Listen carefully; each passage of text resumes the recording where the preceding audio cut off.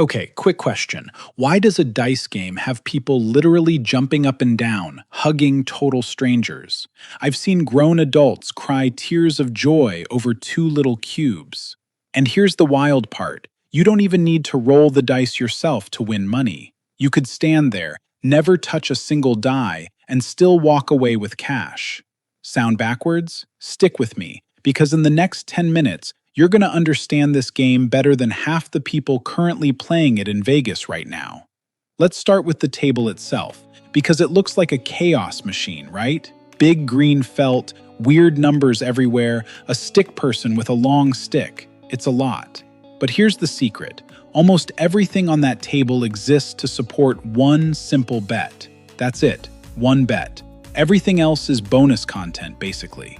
That bet is called the pass line bet. You're betting that the shooter is going to win the round. That's literally it. You place your chips on the pass line area right in front of you, and now you're rooting for the shooter. You're basically on their team now. The very first roll of a new round is called the come-out roll. This roll decides almost everything. Big moment. Roll a 7 or an 11. Congratulations, you win instantly. Everybody cheers, chips fly. It's chaos in the best way. But roll a 2, 3, or 12, that's called craps. Yeah, that's literally where the game gets its name, and you lose right away. Fast game, huh? But if the shooter rolls anything else, like a 4, 5, 6, 8, 9, or 10, the game doesn't end. That number becomes what's called the point. And now the real game begins. The dealer places a little marker called the puck on that number to show the point is on. Quick pause. I make videos that break down games into stuff a total beginner can actually understand. No jargon, no gatekeeping. Hit subscribe. It genuinely helps.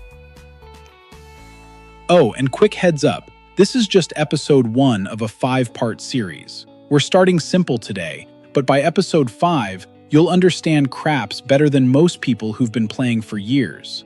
Odds bets, don't pass strategy, money management, even the psychology casinos use on you. It's all coming.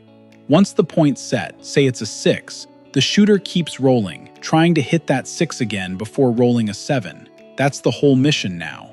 Hit the point. Everyone who bet the pass line wins. Roll a 7 first. Everyone loses. This is why 7 is both the best and worst number, depending on when it shows up. Here's a fun fact. 7 is the most commonly rolled number with 2 dice, mathematically. There are 6 different ways to roll it, way more than any other number. The stick person controls which dice get used, pushes them toward the shooter, and announces every single roll to the whole table, like a live sports announcer for cubes. The boxman is basically the supervisor watching over the chips, making sure nothing shady goes down. They sit right in the middle of the action. The dealers on each end are handling your bets and payouts. It's a whole crew, kind of like a mini pit stop team, just for dice. Now, here's something almost nobody explains right. You don't have to bet on the shooter winning. You can also bet against them with something called don't pass. I'll be honest, this can create some awkward tension at the table because you're kind of rooting against the person rolling. Some players get salty about it. Let's put this all together with a real example. Say you walk up, drop $10 on the pass line. Shooter rolls the dice. Comes out an 8. That's the point now. Everyone's watching. Tension is building. Shooter rolls a 4, a 10, a 5. Doesn't matter. Game keeps going as long as it's not a 7 or another 8. Finally, shooter rolls an 8 again. Boom. Table erupts. High fives everywhere. And you just doubled your $10 to $20.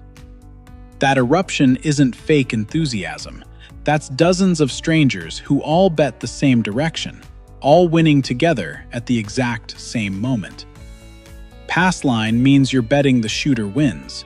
Come out roll. 7 or 11 wins instantly. 2, 3, or 12 loses instantly.